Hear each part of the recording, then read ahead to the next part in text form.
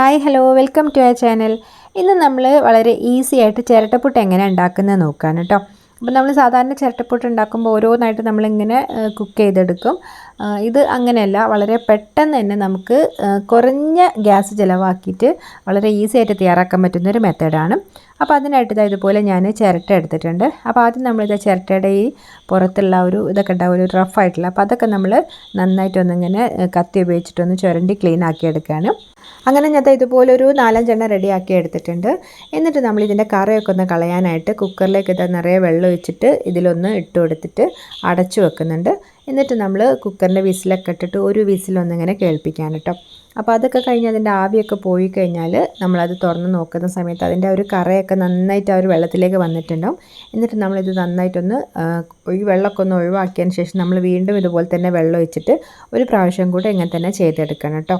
അപ്പോൾ അങ്ങനെ ചെയ്യുന്ന സമയത്ത് ഇതിലെ ഒരു കറയൊക്കെ കംപ്ലീറ്റ് ആയിട്ട് പോയിട്ട് നല്ല നീറ്റായിട്ട് തന്നെ നമ്മളെ ചിരട്ട കിട്ടും. അപ്പോൾ അങ്ങനെ ആകുമ്പോൾ നമുക്ക് എല്ലായ്പ്പോഴും ഇങ്ങനെ വേറെ വേറെ ചിരട്ട എടുത്ത് റെഡിയാക്കി എടുക്കേണ്ട ആവശ്യമില്ല. ഈ ഒരു ചിരട്ട തന്നെ നമ്മൾ പുട്ടൊക്കെ ഉണ്ടാക്കി കഴിഞ്ഞാൽ ക്ലീൻ ചെയ്തിട്ട് നന്നായിട്ടൊന്ന് ഡ്രൈ ആക്കി എടുത്താൽ നമുക്ക് വീണ്ടും ഉപയോഗിക്കാൻ പറ്റും. അപ്പോൾ അതിനായിട്ടാണ് നമ്മൾ കറയൊക്കെ ക്ലീനാക്കി റെഡിയാക്കി എടുക്കുന്നത്. അങ്ങനെ നമ്മൾ 2 പ്രാവശ്യം നന്നായിട്ട് തിളപ്പിച്ച് അതിൻ്റെ കറയൊക്കെ മാറ്റി ക്ലീൻ ചെയ്ത് ഡ്രൈ ആക്കി എടുത്തിട്ടുണ്ട്. ഇപ്പോൾ നല്ലൊരു കളർ തന്നെയായിട്ട് വന്നിട്ടുണ്ട് കേട്ടോ. അല്ലാന്നുണ്ടെങ്കിൽ നമ്മൾ പുട്ടുണ്ടാക്കുമ്പോൾ ആ ഒരു കറ ഇങ്ങനെ വന്നിട്ട് പുട്ടിൻ്റെ കളറൊക്കെ മാറും. അപ്പോൾ അതുകൊണ്ടാണ്. അപ്പോൾ നമ്മളിങ്ങനെ റെഡിയാക്കി എടുത്തു. ഇനിയിപ്പോൾ ഞാനിതിന് ഹോളൊന്നും ഉണ്ടാക്കി കൊടുക്കുന്നില്ല, അല്ലാതെ തന്നെ നമ്മൾ പുട്ട് ഉണ്ടാക്കാൻ പോവുകയാണ്. അപ്പോൾ ആദ്യം നമ്മൾ ഓരോ ചിരട്ടയിലേക്കും കുറേശ്ശെയായിട്ട് ഏകദേശം 1 സ്പൂണോളം തേങ്ങ ഇട്ട് കൊടുക്കുന്നുണ്ട്. ഇനിയിപ്പോൾ നമുക്കിതിലേക്ക് പുട്ടുപൊടിയാണ് ചേർത്ത് കൊടുക്കേണ്ടത്. അപ്പോൾ ഞാൻ നേരത്തെ പുട്ടുപൊടിയൊക്കെ നനച്ച് റെഡിയാക്കി എടുത്തിട്ടുണ്ടായിരുന്നു. ഇത് ചുവന്ന അരിയുടെ പുട്ടിൻ്റെതാണ്, വറുത്തിട്ടുള്ള പൊടി ഉണ്ടല്ലോ, അപ്പോൾ അതാണ്. അപ്പോൾ അത് ഞാൻ നനച്ചൊക്കെ റെഡിയാക്കി എടുത്തു. അപ്പോൾ ഏകദേശം ഈ ചിരട്ടയുടെ 1/4 ഭാഗത്തോളം നമ്മളൊന്നിങ്ങനെ ചേർത്ത് കൊടുക്കുന്നുണ്ട്.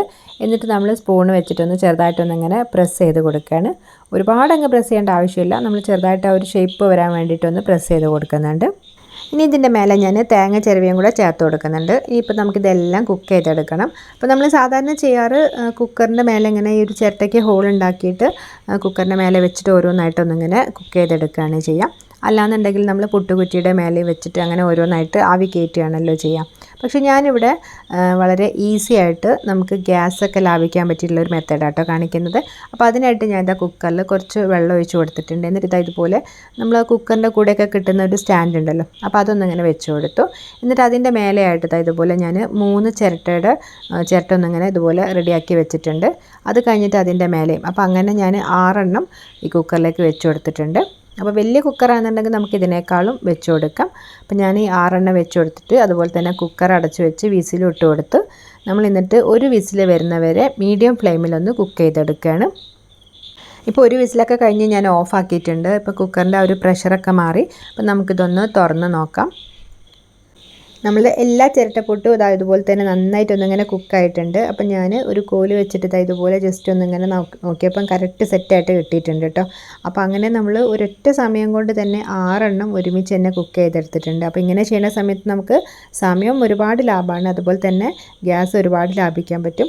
വലിയ കുക്കറാണെന്നുണ്ടെങ്കിലും അതുപോലെ ചിരട്ടയൊക്കെ നല്ല ഷേപ്പിലൊക്കെ നമ്മൾ റെഡിയാക്കി എടുക്കുകയാണെങ്കിൽ നമുക്ക് ഒരുപാടൊന്നിങ്ങനെ അറേഞ്ച് ചെയ്യാൻ പറ്റും കേട്ടോ. അപ്പോൾ അങ്ങനെ നമ്മൾ വളരെ ഈസി ആയിട്ടാണ് നമ്മൾ ഇതുപോലെ ചിരട്ടപ്പുട്ട് റെഡിയാക്കി എടുത്തിട്ടുള്ളത്. ഇനി നമുക്ക് ചൂടോടുകൂടി തന്നെ പ്ലേറ്റിലേക്ക് ഒന്ന് തട്ടി നോക്കാം കേട്ടോ. അപ്പോൾ പെട്ടെന്ന് തന്നെ ഇങ്ങനെ വിട്ടൊക്കെ വരുന്നുണ്ട് കേട്ടോ. അതിലിങ്ങനെ പറ്റി പിടിക്കുക ഷേപ്പില്ലാതാവൊന്നും ചെയ്തിട്ടില്ല, നല്ല അടിപൊളിയായിട്ട് തന്നെ കിട്ടിയിട്ടുണ്ട്. അപ്പോൾ നമ്മൾ ഒരൊറ്റൊരു വിസിലിൻ്റെ സമയം കൊണ്ട് തന്നെ നമ്മൾ ഏകദേശം ഒരു 6 പുട്ടാണ് ചെയ്തെടുത്തിട്ടുള്ളത്. വളരെ പെട്ടെന്ന് തന്നെ തയ്യാറാക്കി എടുത്തിട്ടുണ്ട്. അപ്പോൾ നമുക്ക് നല്ല ഗ്യാസ് ലാഭിക്കാനും പറ്റും. അപ്പോൾ നമ്മൾ ചിരട്ടയ്ക്ക് ഹോളൊന്നും ഉണ്ടാക്കി കൊടുത്തിട്ടില്ല, എന്നിട്ട് നല്ല പെർഫെക്റ്റ് ആയിട്ട് തന്നെ ആവിയൊക്കെ കയറി റെഡി ആയിട്ടുണ്ട്. അപ്പോൾ ഇന്നത്തെ നമ്മളുടെ ചിരട്ടപ്പുട്ടിൻ്റെ വീഡിയോ നിങ്ങൾക്ക് എല്ലാവർക്കും ഇഷ്ടമായിട്ടുണ്ടാവുമെന്ന് വിചാരിക്കുന്നു. അപ്പോൾ അഭിപ്രായങ്ങളൊക്കെ ഒന്ന് എല്ലാവരും ഒന്ന് കമൻറ്റ് ചെയ്യണം കേട്ടോ. അപ്പോൾ നല്ല ടേസ്റ്റ് ഉണ്ടായിരുന്നു, ആ ഒരു ചിരട്ടയുടെ ആ ഒരു ടേസ്റ്റും എല്ലാം കൂടെ നല്ല നാടൻ ടേസ്റ്റ് ഉണ്ടായിരുന്നു കേട്ടോ. അപ്പോൾ ഇതുപോലൊക്കെ ഒന്ന് എല്ലാവരും ഒന്ന് ട്രൈ ചെയ്ത് നോക്കുക. ട്രൈ ചെയ്ത് നോക്കിയിട്ട് അതിൻ്റെ അഭിപ്രായങ്ങളൊക്കെ ഒന്ന് കമൻറ്റ് ചെയ്യുകയും ചെയ്യണേ. അപ്പോൾ ഇവിടെ വന്നിട്ടുള്ളവർ ആരെങ്കിലും നമ്മളെ ചാനൽ സബ്സ്ക്രൈബ് ചെയ്യാത്തവരുണ്ടെങ്കിൽ പ്ലീസ് ഒന്ന് സബ്സ്ക്രൈബ് ചെയ്തിട്ട് സപ്പോർട്ട് ചെയ്യണേ.